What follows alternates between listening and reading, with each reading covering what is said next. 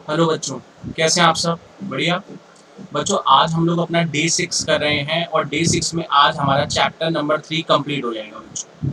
हम लोगों ने लास्ट क्लास में डे 5 की वीडियो में हम लोगों ने चैप्टर नंबर 3 स्टार्ट करा था, जहाँ पर हम लोगों ने चैप्टर नंबर 3 के एमसीक्यूज डिस्कस करे थे और फिल इन द ब्लैंक्स भी करे थे बच्चों। आज हमारा डे 6 है और डे 6 में हम लोग क्या कवर करने वाले हैं? डे 6 में आज हम लोग करेंगे मैच दी फॉलोइंग और साथ में करेंगे कुछ ट्रू एंड फॉल्स। ऐसे करके हमारा चैप्टर नंबर 3 पूरा कंप्लीट हो जाएगा बच्चों। बच्चों, मैंने आपसे कहा था कि आप लोग डे 1 से वीडियोस देखें, क्योंकि डे 1 डे 2 में हमने चैप्टर 1 कंप्लीट करा विद कॉन्सेप्ट्स। डे 3 डे 4 के अंदर हम लोगों ने चैप्टर 2 करा और डे 5 और आज डे 6 में हमारा चैप्टर नंबर 3 कंप्लीट होने वाला है। इसी सीक्वेंस को हम लोग फॉलो करेंगे बच्चों, तो हमारा टर्म 1 की बेस्ट प्रिपरेशन हो जाएगी विद कॉन्सेप्ट्स। बाकी आपको सारे पीडीएफ्स, उसकी explanations, MCQs, test, other videos, ये सब आपको एप्लीकेशन पर मिलेंगी। उसका लिंक मैं नीचे डिस्क्रिप्शन में दूंगा। तो बच्चों, फटाफट से स्टार्ट करते हैं अपने टॉपिक को। ठीक है, मैच दी फॉलोइंग। ध्यान से बच्चों, मैच दी फॉलोइंग। बच्चों सामने देखो, it has its own rule of recruitment and remuneration for its staff and employees. बच्चों, पहला क्वेश्चन कह रहा है फिल इन द ब्लैंक्स में कि यहाँ पर हमारे खुद के रूल होते हैं रिक्रूटमेंट के, खुद के रूल होते हैं रिक्रूटमेंट के, और हम अपने स्टाफ को अपने अकॉर्डिंग ही क्या देते हैं? सैलरी पे करते हैं। रेम्युनरेशन मतलब यहाँ पर सैलरी है। तो बच्चों, जहाँ पर हम अपने हिसाब से रिक्रूटमेंट करते होंगे, अपने आप हिसाब से किसी को जॉब देते होंगे, अच्छी सैलरी देते होंगे, तो बताओ उसके बदले में हमें कैसा स्टाफ मिलता होगा? खुद सोचो। अगर हमारे पास खुद के पास परमिशन है, हम खुद अपनी मर्जी का स्टाफ चूज कर सकते हैं, अच्छी सैलरी दे सकते हैं, तो बताओ बच्चों हमारा स्टाफ कैसा होगा? बच्चे कह रहे हैं इसका आंसर है बहुत ही आसान, एफिशिएंट स्टाफ, ऑप्शन नंबर 4। हाँ कि ना बच्चों? खुद बताओ। अपनी मर्जी से सैलरी देने का हमें राइट है, अच्छे अच्छे प्रोफेशनल्स हायर करने का हमारे पास मौका है। तो बताओ बच्चों, ये सब चीजों से हमारा क्या होगा? इन सब चीजों से सर हमारा स्टाफ बहुत ही एफिशिएंट होगा। ठीक है बच्चों, पहला हो गया। सेकेंड, अब पब्लिक कॉर्पोरेशन। बच्चों, मैंने आपको कहा था पब्लिक कॉर्पोरेशन का दूसरा नाम स्टैट्यूटरी कॉर्पोरेशन होता है। हाँ कि ना? जो कि बनती थी एक स्पेशल एक्ट के थ्रू। याद है पिछले डे 5 में हम लोगों ने डिस्कशन करा था कि स्टैट्यूटरी कॉर्पोरेशन जो होती है वो कैसे बनती है? पार्लियामेंट में या स्टेट लेजिस्लेचर के अंदर एक स्पेशल एक्ट के थ्रू बनती है। तो जब वो स्पेशल एक्ट के थ्रू बन रही है बच्चों, तो कहीं ना कहीं उसका किसी पर क्या नहीं है, वो एक इंडिपेंडेंट बॉडी है, तो फ्लेक्सिबिलिटी भी है। हाँ कि ना बच्चों? है कि नहीं है बच्चों? जल्दी बताओ। इसीलिए हम कह सकते हैं कि पब्लिक कॉर्पोरेशन क्योंकि सेपरेट या स्पेशल एक्ट के थ्रू बनती है, तो उनकी जो मैनेजमेंट होती है, जो उनके अफेयर्स होते हैं बिजनेस के, वो कहीं ना कहीं इंडिपेंडेंट और फ्लेक्सिबल होते हैं, क्योंकि बार बार हमें गवर्नमेंट से परमिशन या गवर्नमेंट से पूछने की जरूरत नहीं है। इसलिए वो एक एडमिनिस्ट्रेटिव ऑटोनॉमी है। एडमिनिस्ट्रेटिव ऑटोनॉमी का मतलब है, ऑटोनॉमी वर्ड का मतलब होता है फ्रीडम। तो खुद बताओ, क्योंकि पब्लिक कॉर्पोरेशन या जिसको हम स्टैट्यूटरी कॉर्पोरेशन कहते हैं, वो स्पेशल एक्ट के थ्रू बनती है, तो गवर्नमेंट का इंटरफेरेंस ज्यादा नहीं रहता है। इसी वजह से हम कह रहे हैं हमारा option number 1 is the correct answer, administrative autonomy. मतलब यहाँ पर ऑफिस के अंदर जो भी काम होते हैं वो फ्रीडम के साथ होते हैं, बार बार गवर्नमेंट की परमिशन नहीं लेनी पड़ती है। ठीक है। थर्ड बच्चों, third question, the accounts of public corporation मतलब statutory corporation, the account of public corporation are audited by, कौन ऑडिट करता है बच्चों? Controller. Option number 2, controller auditor general of India. याद रखना बच्चों, गवर्नमेंट की बुक्स ऑफ अकाउंट्स कौन ऑडिट करता है? गवर्नमेंट की बुक्स ऑफ अकाउंट्स कौन ऑडिट करता है? कौन चेक करता है बुक्स ऑफ अकाउंट्स सही बनी है कि नहीं है? Controller. Controller auditor general of India, ये आंसर है बच्चों। ठीक है, ध्यान रखना। फोर्थ बच्चों, it is relatively free from red tapism. बच्चों, रेड टेपिज्म वर्ड का मतलब होता है फटाफट से काम हो जाना, डिले नहीं होना डिसीजन मेकिंग के अंदर। As there are less file work and formalities to be completed before taking decision. Question कह रहा है यहाँ पर रेड टेपिज्म नहीं होता है, डिसीजंस लेने में डिले नहीं होता है, क्योंकि फाइल वर्क वगैरह जो है वो बहुत ही कम है, फॉर्मेलिटीज भी बहुत कम है, इसलिए फटाफट से डिसीजन लिए जाते हैं। तो बच्चों इसका ऑप्शन तो थर्ड ही बनता है, क्विक डिसीजन। हाँ कि ना? जहां पर आपको डिसीजन लेने में समय नहीं लगेगा, तो वहां पर क्विक डिसीजन मेकिंग होगी कि नहीं होगी? बिल्कुल होगी। तो क्वेश्चन नंबर डी का ऑप्शन नंबर 3 आंसर है बच्चों। हाँ कि ना? Very good. हो गया पूरा क्वेश्चन नंबर 16। उसके बाद देखते हैं क्वेश्चन नंबर 17। क्वेश्चन नंबर 17 क्या कह रहे हैं? It means a partnership between public sector and private sector in financing, designing, developing infrastructural facility. बच्चों जहां पर पब्लिक सेक्टर और प्राइवेट सेक्टर, पब्लिक सेक्टर मतलब गवर्नमेंट, जहां पर गवर्नमेंट और प्राइवेट सेक्टर मिलके काम करती है इंफ्रास्ट्रक्चर फैसिलिटीज के लिए, वो क्या चीज होती है बच्चों? वो P3 होती है। P3 का मतलब है पब्लिक प्राइवेट पार्टनरशिप। P3 का मतलब है पब्लिक प्राइवेट पार्टनरशिप। ठीक है बच्चों, P3 क्या मतलब वो बच्चों? P3 का पब्लिक प्राइवेट पार्टनरशिप, जहां पर कौन है? जहां पर गवर्नमेंट भी बीच में है, पब्लिक सेक्टर भी बीच में और साथ में प्राइवेट सेक्टर भी है। हम क्या बोलेंगे? Public private partnership. ठीक है बच्चों, जहां पर कौन कौन मिलके काम कर रहा है? जहां पर सिर्फ पब्लिक सेक्टर भी मिलके काम कर रहा है और साथ में ही प्राइवेट सेक्टर मिलके काम कर रहा है, उसे हम P3 बोलते हैं, पब्लिक प्राइवेट पार्टनरशिप बच्चों। ठीक है। Second question, profit is shared between the government and private enterprises in an agreed ratio. Question कह रहा है जो भी प्रॉफिट्स होते हैं वो गवर्नमेंट और प्राइवेट एंटरप्राइजेस में एग्रीड रेशियो मतलब अपनी डिसाइडेड रेशियो के हिसाब से बट जाते हैं। तो बच्चों यहाँ पर क्या बात हो रही है? यहाँ पर बात हो रही है कौन सी? शेयरिंग ऑफ रेवेन्यू की। हाँ की ना, शेयरिंग की बात हो रही है, तो ऑप्शन तो शेयरिंग ऑफ रेवेन्यू ही बनता है। मतलब गवर्नमेंट और प्राइवेट सेक्टर जो भी कमाएंगी वो आपस में जो एग्री रेशियो होगी, जो जिस रेशियो में उन दोनों ने एग्री करा होगा उस रेशियो में वो रेवेन्यू या कह लो प्रॉफिट्स को शेयर करेंगे। तो बी पॉइंट का आंसर बनता है sharing of revenue. C point बच्चों, it helps business to come up with new and creative products for the market because of new ideas and technology of foreign partners। बच्चों यहाँ पर क्या बात हो रही है? क्या बात हो रही है बच्चों, जरा बताओ मेरे को एक बारी। क्वेश्चन कह रहा है it helps business to come up with new and creative product, नए नए प्रोडक्ट्स, क्रिएटिव प्रोडक्ट्स के बारे में बात हो रही है, क्योंकि यहाँ पर न्यू टेक्नोलॉजी का सहारा मिलता है, फॉरेन पार्टनर्स क्योंकि मिलते हैं। बच्चों यहाँ पर बात हो रही है कि सबसे ग्लोबल एंटरप्राइजेस की, जहां पर फॉरेन पार्टनर साथ में मिल जाते हैं, तो हम नई नई इनोवेशन करते हैं कि नहीं करते हैं बच्चों? बच्चे कह रहे हैं बिल्कुल सर हम लोग नई नई इनोवेशन करते हैं। तो यहाँ पर इसका आंसर इनोवेशन ही है, तो सी का आंसर है इनोवेशन। उसके बाद डी बच्चों, joining hands with other enterprises helps in tapping up more resources and this enhances the capacity to grow and expand। बच्चों जब हम दूसरों के साथ, दूसरी एंटरप्राइजेस के साथ मिलकर काम करते हैं तो हमें बहुत सारे रिसोर्सेज उनके भी मिल जाते हैं, उनकी बहुत सारी टेक्नोलॉजी हम यूज कर सकते हैं, मिलके काम करते हैं। तो बच्चों हमारे रिसोर्सेज और कैपेसिटी बढ़ गई कि नहीं बढ़ गई? इसलिए बच्चों ऑप्शन डी, क्वेश्चन डी का आंसर है option number 2, increase resources and capacity. बच्चों यहाँ पर बात हो रही है जॉइंट वेंचर की, जब दो बड़ी बड़ी ऑर्गेनाइजेशंस आपस में मिलकर काम करेंगी तो रिसोर्सेज की कोई कमी नहीं होगी, कैपेसिटी बहुत ज्यादा हमारी हो जाएगी। हाँ कि ना बच्चों? तो ये इसका आंसर है बच्चों।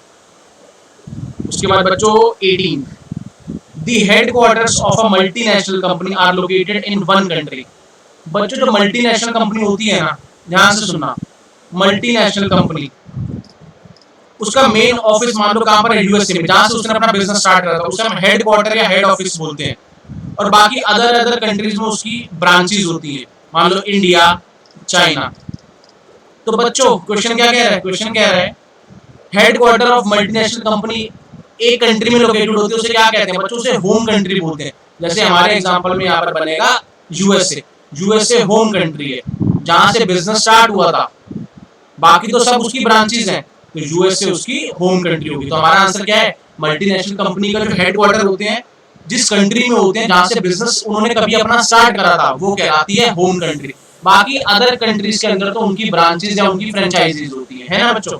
Second point, they employ capital intensive technology and innovative technique of production. बच्चों बात हो कैपिटल इंटेंसिव टेक्निक का मतलब होता है जहां पर बढ़िया बढ़िया मशीनरीज हो, बढ़िया बढ़िया टेक्नोलॉजी हो और जिसकी मदद से वो बढ़िया तरीके से प्रोडक्शन कर पाए। तो बच्चों ऑप्शन क्वेश्चन नंबर बी का आंसर है एडवांस टेक्नोलॉजी। बच्चों जितनी ज्यादा टेक्नोलॉजी अच्छी होती है तो हमारी टेक्निक ऑफ प्रोडक्शन भी उतने ही अच्छे होते हैं जितनी एडवांस टेक्नोलॉजी होती है। सी बच्चों, power in the hands of few companies only is called oligopoly.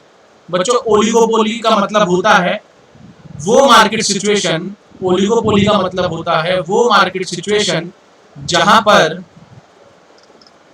पर फ्यू सेलर्स होते हैं, ज्यादा नहीं होते, फ्यू होते हैं लेकिन बड़े बड़े होते हैं। जैसे ऑटोमोबाइल्स कंपनी,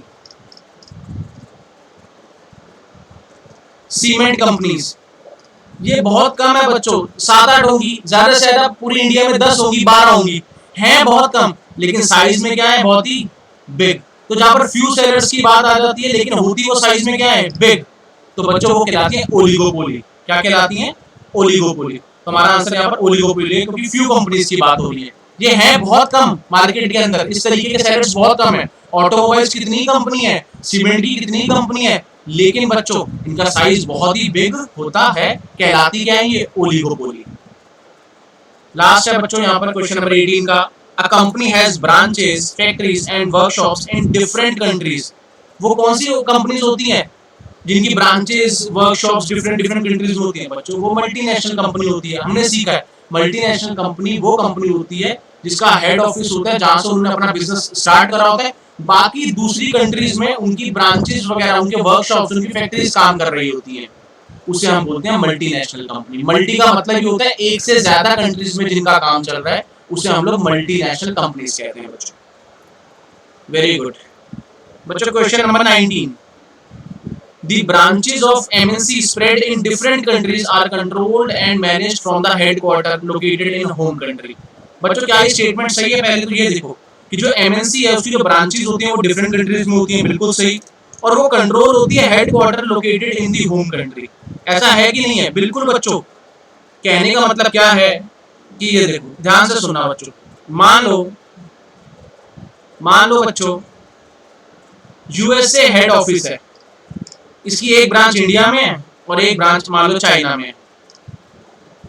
लेकिन ध्यान रखना बच्चों, ग्लोबल कंपनी की जब मैं बात करता हूँ, ग्लोबल एंटरप्राइजेस की बात करता हूँ, तो सारा कंट्रोल और सारी मैनेजमेंट सिर्फ और सिर्फ कौन देखता है? Control plus management. याद रखना बच्चों, जब भी ग्लोबल एंटरप्राइजेस की बात हो रही है तो इंडिया और चाइना में तो बस उसकी ब्रांचेस हैं, लेकिन सारा कंट्रोल और सारी मैनेजमेंट सिर्फ और सिर्फ कौन देखेगा? सिर्फ और सिर्फ होम कंट्री मतलब यूएसए देखेगी, जहां से वो बिजनेस स्टार्ट हुआ था बच्चों। याद रखना, सारे decisions business related home country लेती है। इसको हम बोलते हैं सेंट्रलाइज्ड कंट्रोल। सेंट्रलाइज्ड कंट्रोल का मतलब होता है पावर सिर्फ और सिर्फ किसके पास है? यूएसए के पास। अगर मैं बोलता डिसेंट्रलाइज्ड, तो डिसेंट्रलाइज्ड का मतलब होता पावर यूएसए के पास भी थोड़ी होती, थोड़ी इंडिया के पास भी होती और थोड़ी चाइना के पास होती। लेकिन ऐसा नहीं है बच्चों, ग्लोबल एंटरप्राइजेस में सिर्फ और सिर्फ पावर डिसीजंस लेने की किसके पास है? होम कंट्री के पास। उसे हम कहते हैं सेंट्रलाइज्ड डिसीजन मेकिंग या सेंट्रलाइज्ड पावर। जब पावर किसके हाथ में डिसीजन लेने की? सिर्फ एक के पास। और अगर सबके पास हो तो उसे हम डिसेंट्रलाइजेशन बोलते हैं। लेकिन ग्लोबल एंटरप्राइजेस में तो पावर सिर्फ और सिर्फ किसके पास होती है? होम कंट्री के पास। तो हम पहले ए पॉइंट का आंसर कह सकते हैं सेंट्रलाइज्ड कंट्रोल, क्योंकि कंट्रोल सारा हेडक्वार्टर के पास ही है जहां पर उनकी होम कंट्री है ना बच्चों। B point, due to its fast resources and excellent market scale, MNC has access to international market. बच्चों हाँ की ना, जो एमएनसी होती हैं उनके पास फाइनेंशियल रिसोर्सेज की कोई कमी नहीं होती है, बढ़िया मार्केटिंग स्ट्रेटेजी होती है, इसलिए वो पूरे वर्ल्ड में अपने क्या कर लेती है? वर्ल्ड तक रीच हो जाती है उन लोगों की। होती है कि नहीं होती है बच्चों? बिल्कुल होती है। तो उससे क्या होता है? एक्सपेंशन हो रहा है उनके बिजनेस का, एक्सपेंशन ऑफ मार्केट टेरिटरी। बिल्कुल बच्चों। तो इसका ऑप्शन क्या है? Option number 4। क्योंकि ना फाइनेंशियल रिसोर्सेज की कमी है ना टेक्नोलॉजी की कमी है, तो इनका एक्सपेंशन तो होगा ही होगा। सी पॉइंट बच्चों, these enterprises have highly sophisticated resource and development departments engaged in task of developing new product। बच्चों बिल्कुल, ये जो एमएनसीज होती हैं उनके पास बड़ी बड़ी कंपनीज आपस में मिल जाती हैं, ये लोग, इनके पास रिसोर्सेज बहुत सारे होते हैं, टेक्नोलॉजीज कमाल की होती है, उस वजह से ये लोग नए नए प्रोडक्ट्स क्या करते रहते हैं? इनोवेट करते रहते हैं। इसलिए इसका आंसर है प्रोडक्ट इनोवेशन। क्योंकि जब इतने स्किल्स होंगे तो नए नए प्रोडक्ट्स तो बनेंगे ही बनेंगे बच्चों। डी बच्चों, due to their large size या giant size, the MNC occupy a dominating position in the market. बच्चों ऐसा है कि नहीं है ये बताओ? एमएनसी का जो साइज है वो बहुत ही बड़ा है, हाँ कि ना? बिल्कुल बच्चों। इसीलिए वो मार्केट में एक डोमिनेटिंग पोजीशन बना के चलते हैं, मतलब फ्यू सेलर्स होते हैं, बहुत ज्यादा आपको एमएनसीज भी नहीं दिखती है। ऐसा नहीं आप कह सकते लाखों एमएनसीज सर, करोड़ों एमएनसीज, फ्यू है। और जब फ्यू की बात करता हूं तो बच्चों अभी हमने सीखा ओलिगोपोली पावर्स, हाँ कि ना? फ्यू सेलर्स लेकिन बिग, फ्यू सेलर्स लेकिन बिग सर, हाँ कि ना बच्चों? ओलिगोपोलिस्टिक पावर्स मतलब ओलिगोपोली, फ्यू सेलर्स वाली बात आ रही है। एमएनसीज भी करोड़ों नहीं है, लाखों नहीं है, कुछ ही है, लेकिन बहुत बड़ी बड़ी होती है सर। ठीक है बच्चों, very good. Last match the following, a departmental undertaking को कौन मैनेज करता है? बच्चों डे 5 में हमने सीखा था departmental undertaking is a part of government, हाँ कि ना? गवर्नमेंट का एक डिपार्टमेंट है तो उसको चलाने वाले भी गवर्नमेंट के ऑफिसर्स होते हैं जिनको हम सिविल सर्वेंट्स कहते हैं, हाँ कि ना। सिविल सर्वेंट्स मतलब गवर्नमेंट ऑफिसर्स। तो इसका मतलब डिपार्टमेंटल अंडरटेकिंग कौन मैनेज करता है sir? Civil servants. B, it is set up by an administrative decision of the government. It is set up by an administrative decision of the government. बच्चों जिसको government ही set कर रही है, public sector की वो organisation जिसको government ही बना रही है, जिसके डिसीजन कौन ले रही है? गवर्नमेंट ही ले रही है, तो बच्चों वो चीज तो इजीली फॉर्म हो जाएगी ना, गवर्नमेंट की ही चीज, गवर्नमेंट का ही हिस्सा, तो इसको फॉर्म करने में गवर्नमेंट को ज्यादा समस्या नहीं होगी क्योंकि कोई सेपरेट लॉ नहीं बनाया जा रहा, कोई सेपरेट एक्ट के थ्रू पास नहीं हो रही है, गवर्नमेंट के अंदर ही बनाई जा रही है, इसलिए इजीली फॉर्म हो जाएगी। इसलिए बच्चों ये इजीली फॉर्म हो जाएगी, इजी फॉर्मेशन। देख लो दोबारा से, it is set up by N administrative decision of government. Government के डिसीजन के थ्रू कोई चीज बनाई जा रही है जो गवर्नमेंट का ही हिस्सा है, तो वो तो आसानी से बनेगा ना, क्योंकि कोई स्पेशल लॉ या स्पेशल एक्ट पास करने की जरूरत नहीं है बच्चों। C point, it serves public interest by undertaking those activities which are in the interest of public। बच्चों जनता सेवा की बात हो रही है, पब्लिक इंटरेस्ट का मतलब होता है वेलफेयर ऑफ सोसाइटी, तो इसका option number 1 serving public interest, मतलब पब्लिक सेक्टर वो काम कर रही है जो कि जनता के हित के लिए होता है, for the welfare of the general public या सोसाइटी। डी बच्चों, इट हैज नो ऑटोनॉमी। बच्चों ऑटोनॉमी वर्ड का मतलब समझो फ्रीडम होता है, लिखा हुआ है it has no autonomy and they have to function according to the rules and regulations of the government. यहाँ पर बात हो रही है, यहाँ पर कोई आजादी नहीं है और यहाँ पर चलना पड़ता है गवर्नमेंट की रूल्स एंड रेगुलेशंस के साथ। तो बच्चों जहाँ पर बहुत सारा गवर्नमेंट का इंटरवेंशन होगा, गवर्नमेंट की बहुत सारा दखल अंदाजी होगी, बच्चों वहाँ पर फ्रीडम कम होगी, रेगुलेशन ज्यादा होंगे, तो काम करने में कोई ऑटोनॉमी या कह लो फ्रीडम नहीं होगी, तो हम कह सकते हैं वहाँ पर इनफ्लेक्सिबिलिटी है। फ्लेक्सिबिलिटी का मतलब होता है जहाँ पर फ्रीडम हो, तो जहाँ पर फ्रीडम नहीं है इसलिए हमारा आंसर यहाँ पर बनेगा इनफ्लेक्सिबिलिटी, क्योंकि रिस्ट्रिक्शंस बहुत है, गवर्नमेंट के बहुत सारे रेगुलेशंस फॉलो करने पड़ रहे हैं। बच्चों क्लियर है तो बोलो, सारे मैच दी फॉलोइंग के लॉजिक्स के साथ क्लियर? वेरी गुड बच्चों, बस आज का लास्ट टॉपिक रह गया छोटा सा, true and false. True and false बच्चों बड़े ध्यान से देखना है। The danger for domestic industries is a disadvantage of multinational companies. बच्चों जब मल्टीनेशनल कंपनीज की बात आती है जो कि बिगेस्ट है, उसकी वजह से डोमेस्टिक इंडस्ट्रीज जो है उनको बच्चों खतरा तो हमेशा ही रहता है, क्योंकि सुपीरियर टेक्नोलॉजी है मल्टीनेशनल कंपनीज के पास, हाँ कि ना। तो डोमेस्टिक इंडस्ट्रीज का जो डर है, the danger for domestic industries is the disadvantage of multinational company। बच्चों बिल्कुल ट्रू आंसर है, हाँ कि ना बच्चों, क्योंकि डोमेस्टिक इंडस्ट्रीज को डर लगता है किस चीज से? मल्टीनेशनल कंपनी से। लगता है कि नहीं लगता? बिल्कुल लगता है, क्योंकि डोमेस्टिक कंपनीज उतनी कैपेबल नहीं है, उतने रिसोर्सेज नहीं है जितने किसके पास है? एमएनसीज के पास। तो बच्चों बिल्कुल इसका आंसर है true, B option. The ownership of departmental undertaking is compulsorily under government। बच्चों डिपार्टमेंटल अंडरटेकिंग तो गवर्नमेंट का ही एक डिपार्टमेंट है, तो उसका सारा कंट्रोल भी किसके पास ही है? गवर्नमेंट के पास। ये भी ट्रू है बच्चों। उसके बाद Hindustan steel limited is a government company. बच्चों याद रखना हिंदुस्तान स्टील लिमिटेड एक गवर्नमेंट कंपनी ही है, इसलिए इसका आंसर भी ट्रू है बच्चों, हाँ कि ना। India post is an example of statutory corporation. बच्चों बिल्कुल नहीं, India post is an example of statutory corporation नहीं है, बल्कि इंडिया पोस्ट तो एक डिपार्टमेंटल अंडरटेकिंग है जो मिनिस्ट्री ऑफ कम्युनिकेशन के अंदर आता है, पोस्ट एंड टेलीग्राफ के अंदर आता है बच्चों। तो याद रखना इंडिया पोस्ट स्टैट्यूटरी कॉर्पोरेशन नहीं है, इसका आंसर फॉल्स है, ये तो डिपार्टमेंटल अंडरटेकिंग है। तो किस मिनिस्ट्री के अंदर आता है? Ministry of communication, post and telegraph department के अंदर। ठीक है बच्चों, फॉल्स है डी का आंसर, ई ऑप्शन बच्चों।